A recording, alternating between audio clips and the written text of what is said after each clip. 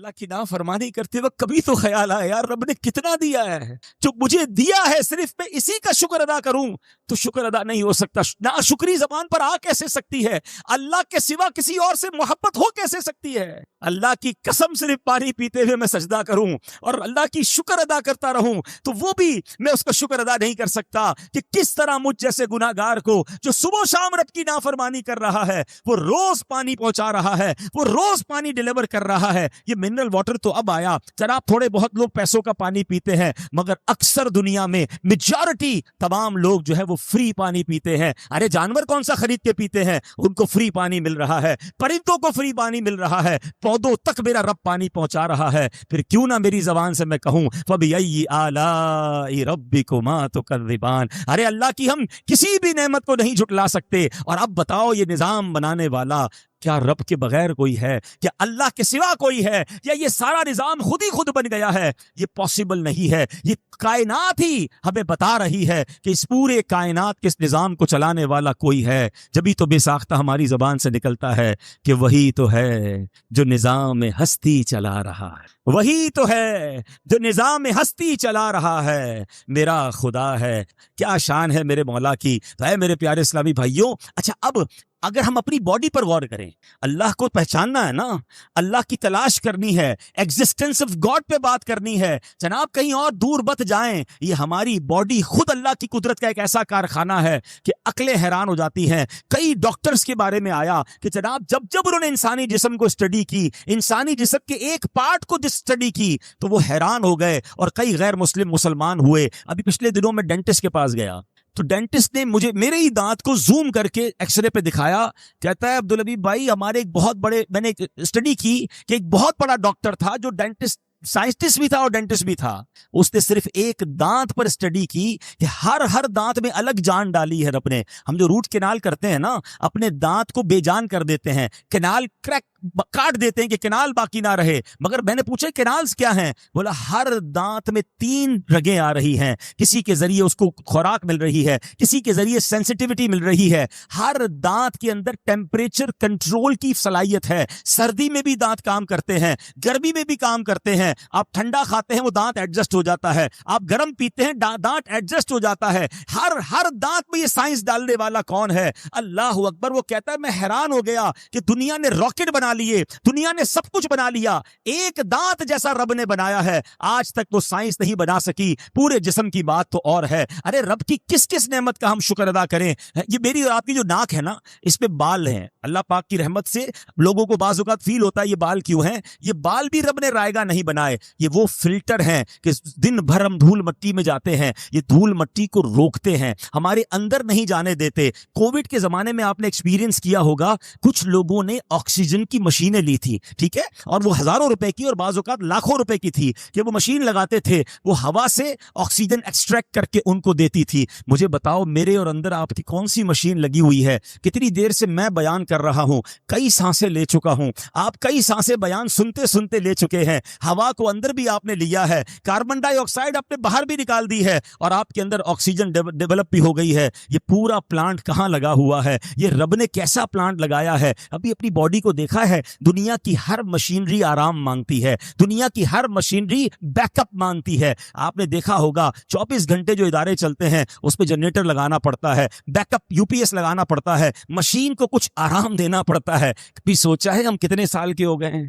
میں 50 سال سے اوپر کا ہو گیا ہوں۔ جب پیدا ہوا تھا جبھی دل لگا گیا تھا، جب پیدا ہوا تھا جبھی گردے لگے تھے، جب پیدا ہوا تھا جبھی میرے اندر یہ باڈی کی سارے پارٹ لگے ہیں، اور 50 سال سے وہ نان اسٹاپ کام کر رہے، کوئی بریک نہیں ہے، کوئی اس کا آلٹرنیٹو نہیں ہے، وہ کنٹینیو کام ہو رہا ہے۔ یہ الگ بحث ہے کہ جس کی عمر زیادہ ہو جائے اب اس کو یہ خیال کرنا چاہیے کہ مشینری پرانی ہو گئی ہے، اب لکڑ ہضم پتھر ہضم والا معاملہ نہ کرے، ٹھیک ہے نا؟ اپنی باڈی کے ساتھ زیادتی بھی مت کیا کرو 40 کے بعد، یہ بغیر نان اسٹاپ چل رہی ہے، اس کو اب تھوڑا آرام دیں، تھوڑا ریسٹ دیں، کھانے پینے میں احتیاط کریں، اپنی صحت کا خیال رکھیں۔ مگر یہ اللہ کی شان تو دیکھو یار کہ بن مانگے دیا اور اتنا دیا ہے۔ اچھا پھر ایک اور کمال کی بات، مشینری، آپ مثال دیتا ہوں، اللہ کی قدرت، اللہ اکبر۔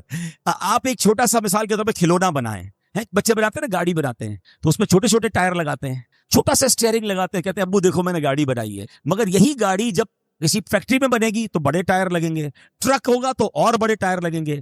آپ اللہ کی شان دیکھو, جب میں اور آپ پیدا ہوئے نا اتنا سا دل تھا ہمارا, ہم تھے ہی اتنے نا, تو دل کتنا تھا اتنا, کان کتنے تھے اتنے, آنکھیں کتنی تھی ڈاٹ جتنی, چھوٹے بچوں کی پارٹس دیکھیں آپ نے, انگلیاں پکڑی نہیں جاتی. شان دیکھیں رب کی, بڑا ہوتا گیا پارٹس بھی بڑے ہوتے گئے, جتنا دل ریکوائرڈ تھا اتنا دل بن گیا, جتنے گردے بڑے چاہیے تھے گردے بڑے ہوئے. میری رگیں چھوٹی چھوٹی تھی جب میں پیدا ہوا, مگر میری باڈی بڑھتی گئی. ایسا نہیں ہوا کہ ڈاکٹر کو بلانا پڑا, کپڑے چینج کرنے پڑتے ہیں, اسمال نہیں چلے گا, بچہ بڑا ہو گیا میڈیم چاہیے, نہیں صاحب 8 سال کا ہو گیا اب 8 سال کے کپڑے چاہیے, جوتے چھوٹے ہو گئے. سب چیزیں دنیا سے خرید کے میں نے اور آپ نے چینج کی, مگر ہم اللہ کی بارگاہ میں نہیں گئے کہ مولا بڑا ہو گیا دل بڑا کر دے, کان بڑے کر دے, اب آنکھیں بڑی کر دے, اے اللہ سماعت بڑی کر دے. میں گرو کرتا گیا, میرے پارٹ ساتھ گرو کرتے گئے. فَبِأَيِّ آلَاءِ رَبِّكُمَا تُكَذِّبَانِ. کووڈ کے زمانے میں جہاں بہت ساری باتیں سیکھنے کو ملی, وہاں ایک پوسٹ بڑی وائرل ہوئی تھی. ایک عرب کا شخص تھا, اس کو کووڈ کی وجہ سے کووڈ ہو گیا, اس کو ہاسپٹلائز کیا گیا, اس کو آکسیجن لگائی گئی. شاید 60 ڈیز یا 50 ڈیز وہ ہاسپٹل میں رہا, اور اس کے بعد اس کو پاکستانی 70-80 لاکھ روپے کا بل دیا گیا, کئی ہزار ریال کا بل دیا گیا کہ آپ کا اتنے دن آپ نے آکسیجن استعمال کی, اس کا بل ہے. وہ عربی شیخ رونے لگا, تو لوگوں نے کہا حضرت پیسے زیادہ ہیں تو ہم معاف کر دیتے ہیں, کوئی ڈسکاؤنٹ دیتے ہیں, اب روئیں تو نہیں. کہتے پیسے بہت ہیں میرے پاس, this is not big amount for me, مگر تم نے چند دن آکسیجن لگائی تو اتنے روپے کا بل بنا دیا. میں تو جب سے پیدا ہوا ہوں اللہ نے فری آکسیجن دی ہے. میں اللہ کی بارگاہ میں کتنا بڑا مقروض ہو گیا, میں اس کا شکر کیسے ادا کروں گا, میں اس کا بدلہ کیسے دوں گا اگر اس نے مجھے اس نعمت کے بارے میں پوچھ لیا. یہ صرف آکسیجن کی بات ہے. آنکھوں کی قدر کرو, پوچھو کسی نابینا سے آنکھ کیا نعمت ہے. اصل میں مسئلہ پرابلم کیا ہے پتہ ہے, ہمیں گرانٹیڈ لگتی ہے چیزیں, ہمیں لگتا ہے بس ہے نا میرے پاس ٹھیک ہے. پوچھو اس سے جس کے پاس نہیں ہے. اللہ کی قدرت کو تلاش کرنا ہے, کہیں اور نہ جاؤ. یہ میں اور آپ بھی اللہ کی قدرت کا عظیم شاکار ہے. ایک بار مولا علی شیر خدا کرم اللہ تعالی وجہ الکریم کے پاس ایک شخص آیا, کہتا ہے میں شطرنج کی جو چال ہے نا اس کو دیکھ کے پریشان ہو گیا ہوں. 52 کھانے, اس کے اندر 52 باکسز ہیں, اور سینکڑوں چالیں اس میں بن جاتی ہیں. ایک ہی 52 شاید اتنے ہی باکس ہوتے ہیں, اتنے باکس کے اندر اتنی ساری چالیں بن جاتی ہیں. کمال ہے اس کے اندر. وہ حیران تھا. اللہ اکبر. مولا علی تو پھر آقا فرماتے نا میں علم کا شہر ہوں اور علی اس کا دروازہ ہے. فرماتا تو شطرنج کو دیکھ رہا ہے. آپ فرماتے میں تو ایک بالشت کے انسان کے چہرے کو دیکھ کر حیران ہوں. اللہ نے کروڑوں لوگ بنائے ہیں اور سب کے چہرے الگ ہیں. کبھی خالی صرف اس پر غور کر لیتے ہیں, جو یہاں تھوڑا سا جیومیٹری کو سمجھتے ہیں, تھوڑا سا آرکیٹیکٹ کو سمجھتے ہیں, بلڈر بیٹھے ہیں. میں آپ کو کہتا ہوں جو بلڈر بیٹھے ہیں نا, مجھے ذرا 3000 بلڈنگوں کی ڈیزائن بنا کے دے دیں, آپ نہیں بنا سکیں. آپ 10 15 20 100 200 کے بعد حیران ہو جائیں گے, یار بلڈنگ ٹیڑھی کر دی, سیدھی کر دی, گول کر دی, یوں کر دی, اس کے بعد سملر بننے لگ جائیں گی. ایک لمٹ ہے آپ کے دماغ کی کہ کسی بھی چیز کی ڈائیگرام چینج زیادہ کتنی کرو گے. بچپن میں ہم کیا کرتے تھے, سرکل بنتا تھا, ٹرائنگل بنتا تھا, اسکوائر بنتا تھا, 8 10 15 25 50, اس کے بعد ختم, پھر جگہ نہیں بچتی. ایک جیسی چیزیں آپ بہت زیادہ نہیں بنا سکتے. میرے رب کی شان تو دیکھو, 800 کروڑ بندے بنائے, کسی کا چہرہ دوسرے سے نہیں ملتا ہے, سب ٹوٹلی ڈیفرنٹ ہیں. ایک ماں باپ کے بچے ہوتے ہیں, سارے بچوں کے چہرے الگ ہیں تاکہ ماں باپ پہچان سکیں. ارے چہرے کو چھوڑو, اللہ نے آوازیں بھی الگ بنا دی ہیں. مجھے اور آپ کو کال آتی ہے, السلام علیکم, میں کہتا ہوں وعلیکم السلام, ارشد بھائی کیسے ہیں, وعلیکم سلام سن کے بندہ پہچان لیا. 800 کروڑ لوگ ہیں, اللہ نے سب کی آواز الگ بنائی, سب کے چہرے الگ بنائے. چلو چہرے کو چھوڑو, آواز کو چھوڑو, آپ تو اب ٹریولر ہیں جناب, اللہ نے ہر انگلی کے فنگر پرنٹ بھی الگ بنائے ہیں. دنیا کے بینک اکاؤنٹ کھلتے ہیں, ویزا ملتے ہیں, ایئرپورٹ انٹری مل رہی ہے. اس کا مطلب اس انگوٹھے کے اندر, 1 انچ کے انگوٹھے کے اندر 8 ارب سے زیادہ ڈیزائنیں کیسے بن سکتی ہیں؟ یہ کون ہے ایسا خالق, کون ہے ایسا بنانے والا؟ اچھا صرف فنگر پرنٹس نہیں ہیں, آئی اسکین کیا جا رہا ہے. آنکھ کی پتلی 800 ارب لوگوں کی الگ ہے, کسی کی کسی سے میچ نہیں ہوتی, ورنہ دنیا تہس ہو جائے کہ 2-4 لوگوں کی آنکھیں مل جائیں, وہ جا کے اس کا اکاؤنٹ کر لے گا, وہ اس کے ساتھ نقصان پہنچا دے گا. سائنس کہتی ہے نہیں جناب, سب کا ہر ایک چیز الگ ہے, سب کا ڈی این اے الگ ہے. اللہ اکبر. کہیں اور مت جاؤ, رب کو تلاش کرنا ہے, اپنے اندر تلاش کرو, اور اب جب رب کو تلاش کر لو تو پھر اس کے دیوانے ہو جاؤ, اس سے محبت کرو, اس کو اپنا خالق و مالک مانو. کوئی نہیں اس کے سوا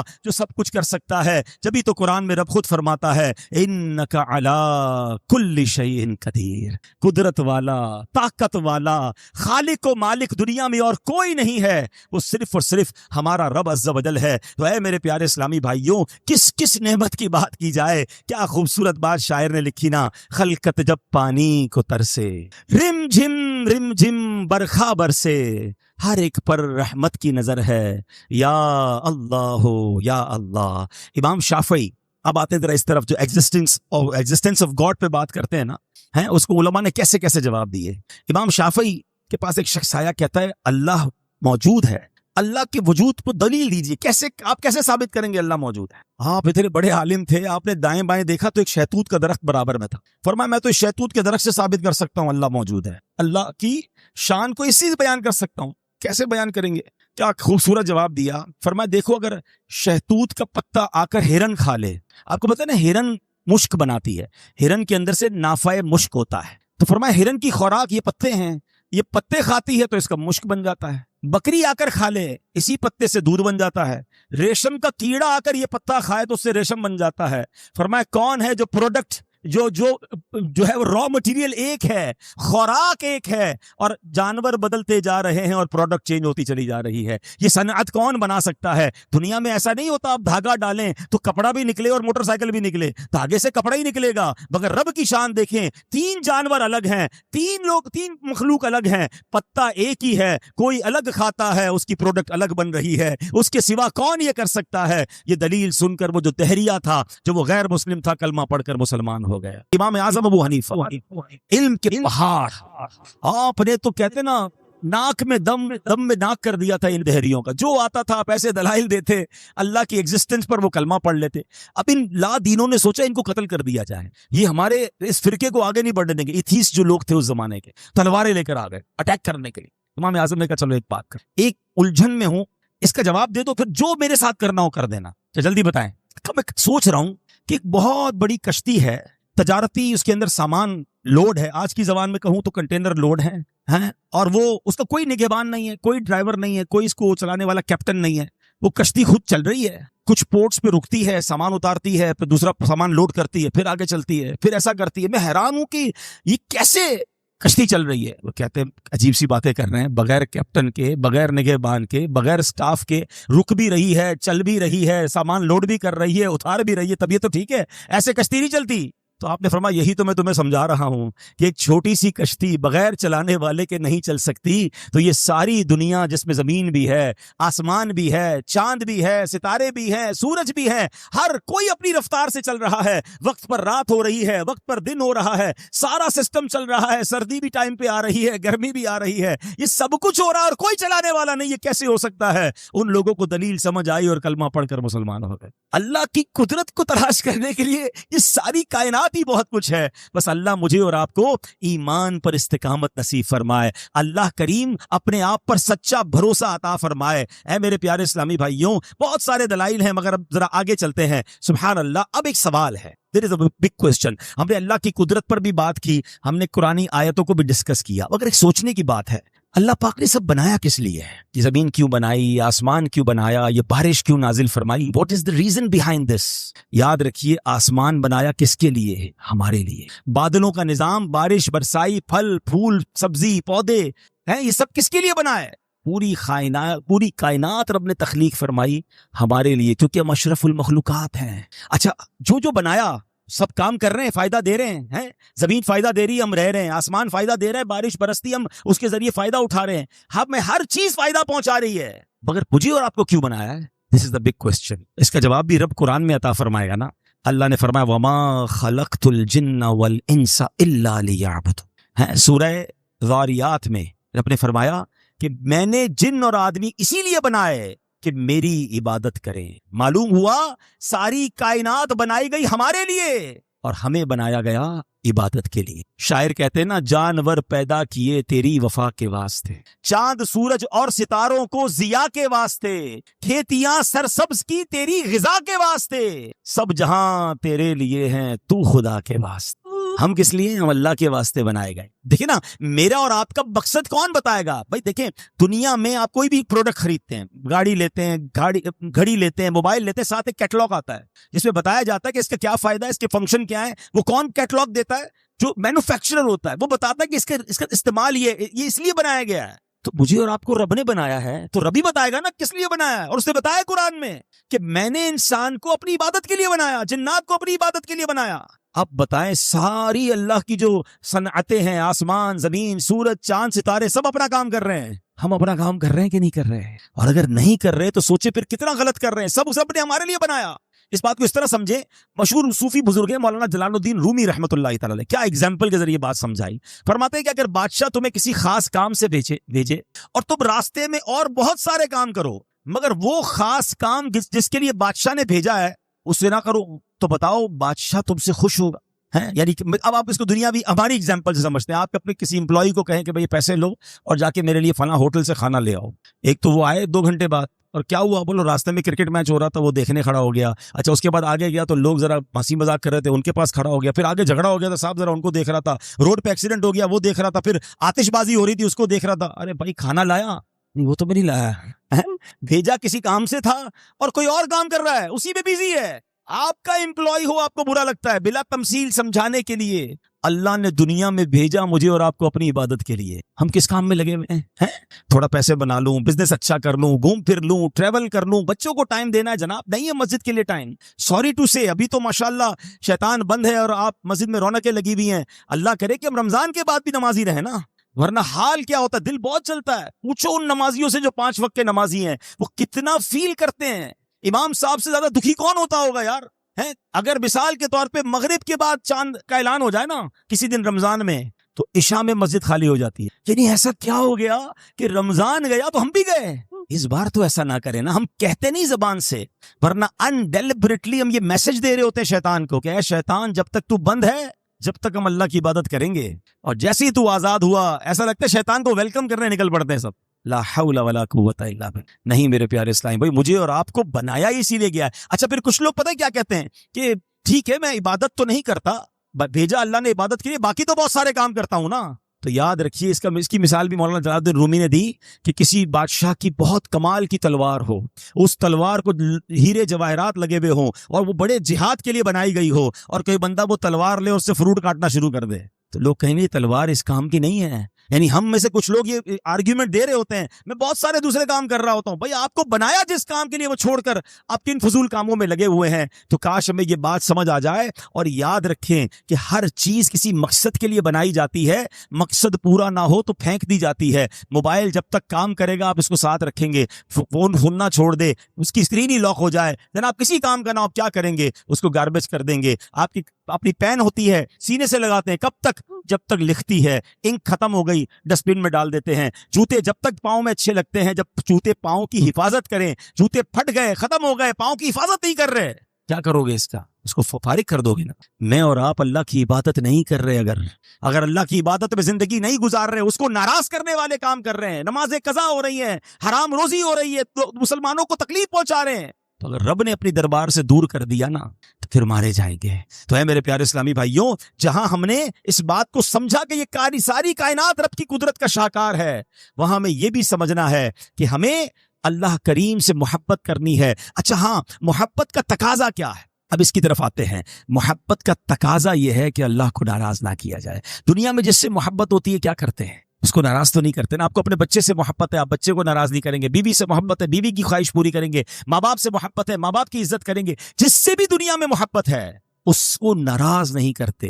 تو اگر واقعی اللہ سے محبت ہے نا تو پھر رب کو ناراض نہیں کرنا ہے, بلکہ اللہ کو راضی کرنے والے کام کرنا ہے. کیا کمال کی بات. حضرت شبلی رحمۃ اللہ تعالی نے, بہت بڑے بزرگ ہیں, ایک بار واز فرما رہے تھے. آپ نے روز قیامت, حساب کتاب وغیرہ سے متعلق بیان فرمایا. لوگ چیخیں مار مار کر رونے لگے. اسی دوران ابو الحسن نوری رحمۃ اللہ تعالی کا وہاں سے گزر ہوا. فرمایا اے شبلی, قیامت کا حساب بہت طویل ہوگا, اس کا خلاصہ صرف 2 باتیں ہیں. فرمایا من ترا بودم تو کرا بودی. 2 باتیں سمجھ لو. کیا خوبصورت بات کہہ کے چلے گئے. مطلب کیا ہے؟ اے بندے, ہم تو تمہارے تھے, تمہارے لیے سب کچھ بنایا, اب تم بتاؤ تم کس کے تھے. ہائے ہائے ہائے, کیا ایک جملہ ہے, لیکن کاش اس کا درد محسوس کریں. اللہ فرماتا ہے ہم تو تمہارے تھے, سب کچھ تیرے لیے بنایا, مگر اے میرے بندے تم کس لیے تھے. اے کاش مجھے اور آپ کو بندگی نصیب ہو جائے. ایک کمال کا واقعہ آپ کو سناتا ہوں نا. حضرت ابراہیم بن ادھم, ذرا توجہ دیجیے گا. پہلے کے زمانے میں غلام خرید و فروخت ہوتی تھی، غلام پرچیز سیل ہوتے تھے. حضرت ابراہیم بن ادم ایک بار بازار میں گئے اور آپ نے غلام خریدا. اب ذرا سنیے گا اس غلام کی باتیں. آپ نے کہا کہ اے غلام تمہارا نام کیا ہے؟ غلام نے کہا جس نام سے آپ پکارے وہی میرا نام ہوگا. میرا کیا نام ہے؟ آپ آقا ہیں، آج سے جو نام آپ دینا چاہیں وہی میرا نام ہوگا. تو پوچھا تم کھاتے کیا ہو، کیا تمہاری پسند کے کھانے ہیں؟ تو کہتا ہے حضور جو آپ کھلا دیں گے وہ کھا لوں، میں غلام ہوں نا، میری کیا خواہش ہے؟ تو کہا کہ اچھا کوئی خواہش ہو تو بتاؤ. غلام کہتا ہے جو آپ کی خواہش ہے وہی میری خواہش ہے. اچھا وہ اللہ والے تھے نا، غلام کی باتیں سن کے بے قرار ہو گئے. کہتے میں آقا یہ غلام، یہ کہتا ہے نام میرا وہ جو آپ رکھ دیں، کھاؤں گا وہ جو آپ کھلائیں، خواہش میری وہ جو آپ کی. کبھی میں نے اپنے رب کے ساتھ یہ معاملہ کیا کہ اللہ جو تو کھلائے وہ پسند، جو تو مجھے جس حال میں رکھے وہ پسند. یہی بات آج سیکھ کے جاؤ پلیز میرے پیارے اسلامی بھائی.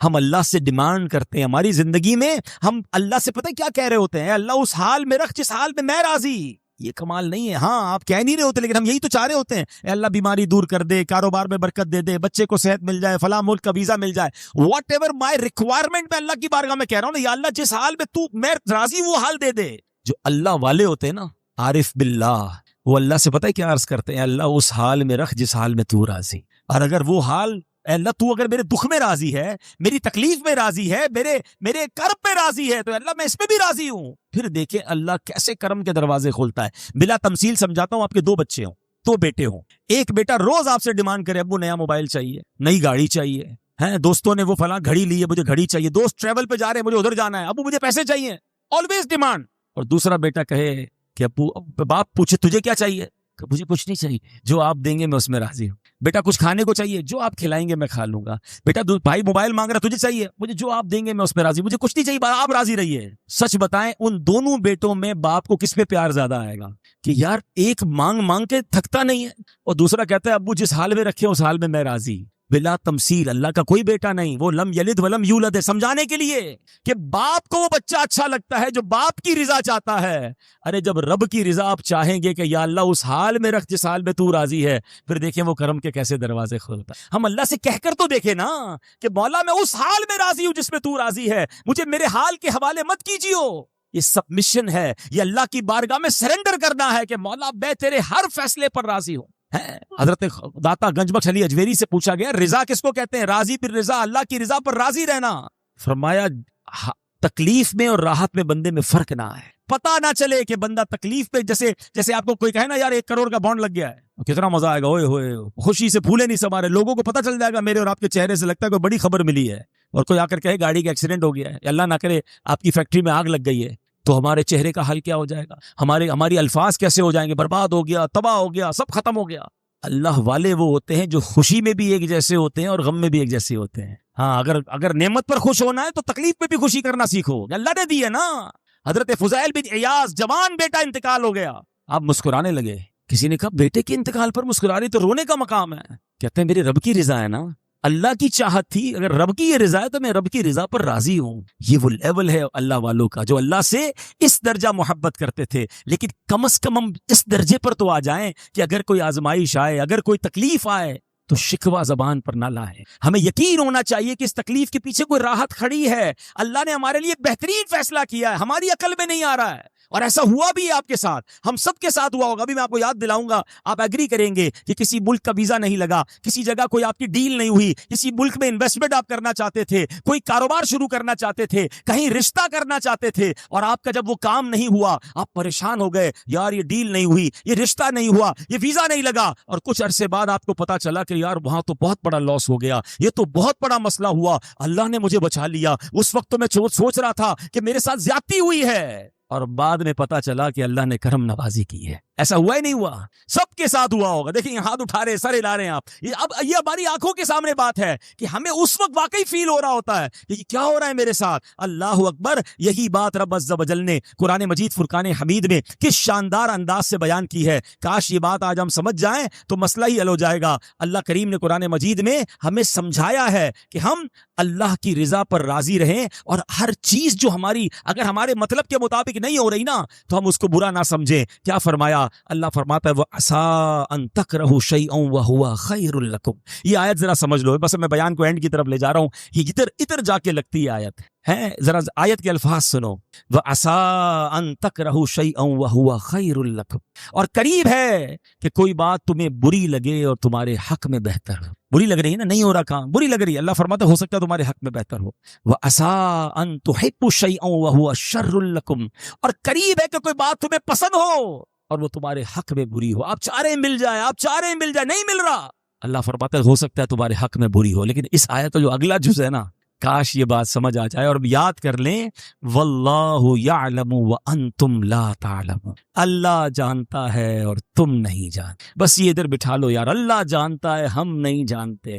اللہ فیصلہ فرما رہا ہے, اس کو ماننا ہے, اور یہی محبت الہی کا تقاضا ہے. زبان سے محبت ہے مگر اللہ کے فیصلوں پر یقین نہیں ہے, تو پھر یہ محبت نہیں ہے. اللہ سے محبت کا ایک اور تقاضا یہ ہے کہ اللہ کا ذکر کیا جائے اور دیوانہ وار ذکر کیا جائے. ہم سب کی زبان پر صبح و شام اللہ کا ذکر ہونا چاہیے. ہماری زبانیں فضول باتیں تو کرتے نہیں تھکتی, مگر ذکر الہی سے ہم کتنے دور ہیں, حالانکہ ذکر الہی کا اجر کتنا ہے. ذرا مل کر کہیے سبحان اللہ, الحمدللہ, اللہ اکبر, لا الہ الا اللہ.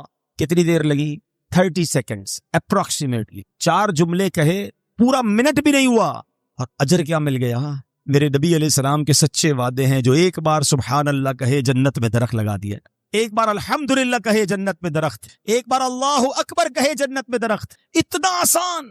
اچھا اگر ایک سوال کروں, کون کون چاہتا ہے مرتے وقت کلمہ نصیب ہو؟ بڑی رات ہے, دعا کرتے ہیں اللہ ہم سب کو مرتے وقت کلمہ نصیب فرما. سب کی تمنا ہے, وہ حدیث ہے نا, جس کا آخری کلام لا الہ الا اللہ ہوگا وہ جنت میں داخل ہو. مگر ایک سوال کروں, آج پورے دن میں کتنی بار کلمہ پڑھا ہے؟ ہاتھ نہیں اٹھانا. پورے ہفتے میں کتنی بار کلمہ پڑھا ہے؟ اس پورے مہینے میں کتنی بار آپ نے اور میں نے کلمہ پڑھا ہے؟ کمال دیکھو, مرتے وقت کلمہ چاہیے, زندگی میں پڑھنے کے لیے کوئی تیار نہیں ہے. گھنٹوں باتیں کرا لو, ایک چائے کے کپ پر 2 گھنٹے گزارتے ہیں. رمضان میں جائیں, ہوٹلیں بھری ہوئی ہیں, یہ راتیں عبادت کی ہیں. شہری پر جا رہے 2 گھنٹے نکل گئے, ذکر الہی کے لیے ٹائم نہیں ہے. یہ کیسی اللہ سے محبت ہے یار. میں آپ کو صحیح بتاؤں, کسی کو چیک کرنا ہو نا, اس کو کس سے محبت ہے. آج چلو آپ کو ایک فارمولا دے دیتا ہوں, آپ کو پتا چل جائے گا کس دوست کو, کس رشتہ دار کو کس سے محبت ہے.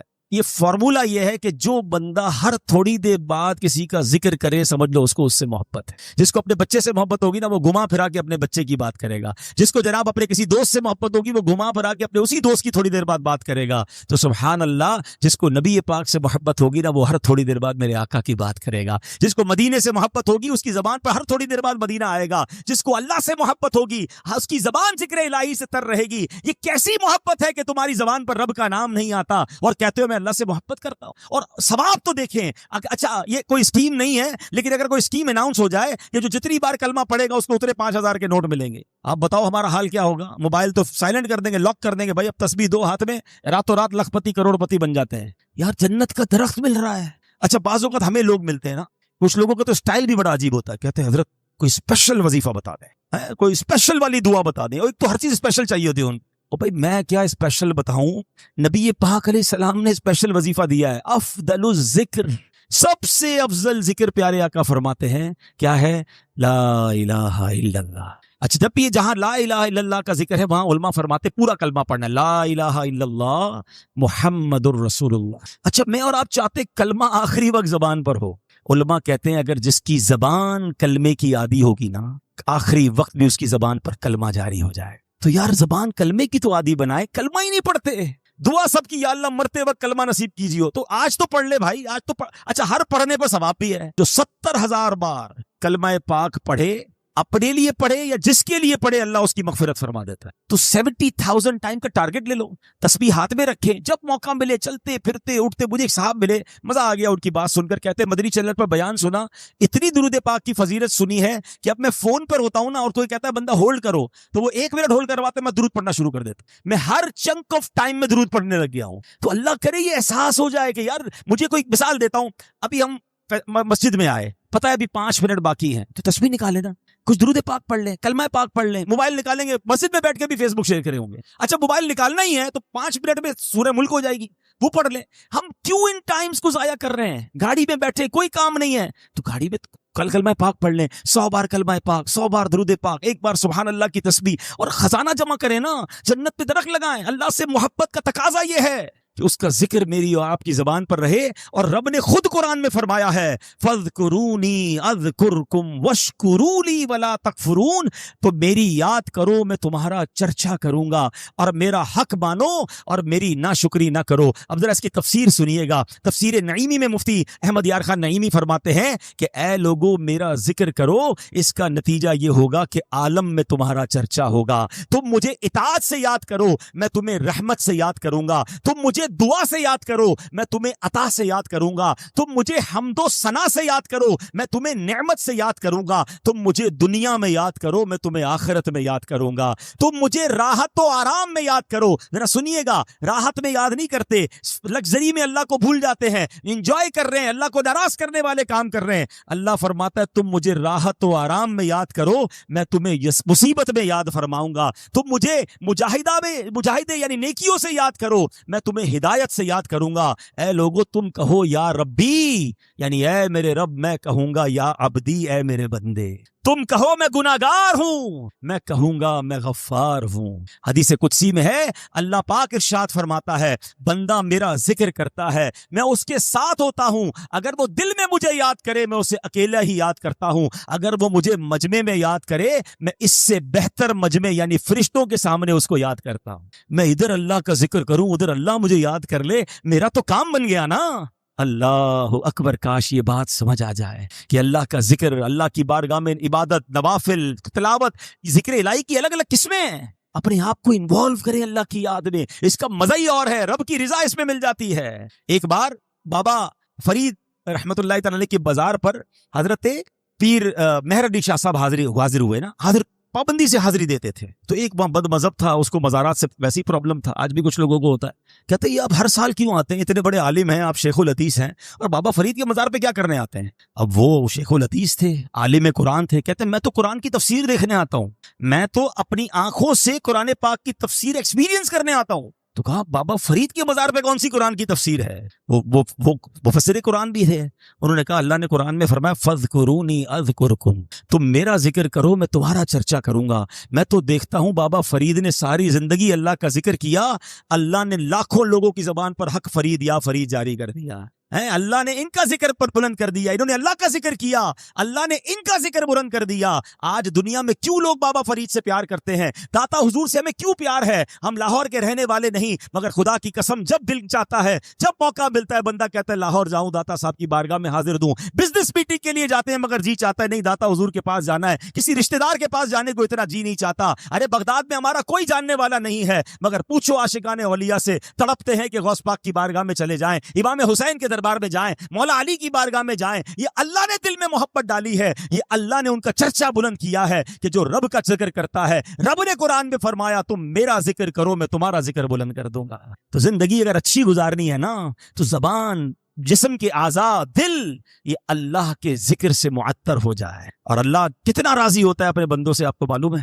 ایک حدیث پاک ہے, آخری حدیث, اللہ کریم 3 قسم, حدیث پاک کا خلاصہ ہے 3 قسم کے بندے ہیں اللہ کریم جن کو دیکھ کر مسکراتا ہے. پہلے تو اس لفظ کو ذرا انجوائے کرو نا یار. ہائے ہائے ہائے, اللہ اپنے بندے کو دیکھ کر مسکراتا ہے. یہی سوچ کے بندہ جھوم جائے نا. ہاں یہ الگ بات ہے کہ میرا اور آپ کا مسکرانا اور ہے, اللہ اپنی شان کے لائق مسکراتا ہے, وہ جسم و جسمانیت سے پاک ہے. اور یہاں علماء نے اس کی تفصیل یہ بیان کی کہ اللہ کا مسکرانا یہ کہ اللہ اس سے راضی ہو جاتا ہے, اللہ اس پر رحمتیں برسا دیتا ہے. وہ 3 قسم کے لوگ کون ہیں؟ اس میں پہلا بندہ, کیا کمال کی ڈیٹیل ہے حدیث میں, کہ وہ بندہ جو رات کو اٹھ کر وضو کرے اور بستر چھوڑ کر نماز پڑھے. اللہ فرشتوں سے فرماتا ہے فرشتوں بتاؤ یہ بندے کو کس بات نے بستر چھوڑنے پر مجبور کیا ہے, یہ کیوں کھڑا ہو گیا بستر سے, نیند کیوں نہیں کر رہا؟ فرشتے کہتے ہیں مولا تو خالق, تو مالک, تو ارشاد فرما, کیوں نہیں کر رہا؟ اللہ فرماتا ہے میں جانتا ہوں مگر تم بتاؤ. فرشتے کہتے ہیں مولا اس کو امید ہے جنت کی اس لیے کھڑا ہوا ہے, اس کو دوزخ سے ڈر لگتا ہے, جہنم سے ڈر لگتا ہے, آگ سے بچنا چاہتا ہے اس لیے کھڑا ہو گیا بستر سے. اللہ فرماتے ہیں میرے فرشتوں گواہ ہو جاؤ کہ جس امید پر یہ کھڑا ہوا ہے میں نے وہ امید یعنی جنت اس پر واجب کر دی ہے. جس خوف سے یہ ڈر رہا ہے, جہنم سے بچنا چاہتا ہے, بستر چھوڑ کر مجھے یاد کر رہا ہے, اے فرشتوں گواہ ہو جاؤ میں نے اس کے اوپر جہنم کو حرام قرار دے دیا. اللہ اس بندے کو دیکھ کر مسکراتا ہے. ہائے ہائے, کبھی میں تہجد کو اٹھوں, کبھی فجر کی ٹھنڈی رات ہو اور میں فجر کے لیے بستر سے اٹھوں اور اس کے بعد میں نماز پڑھوں اور میرا رب مجھے دیکھ کر مسکرا دے, میری تو زندگی وصول ہو گئی نا.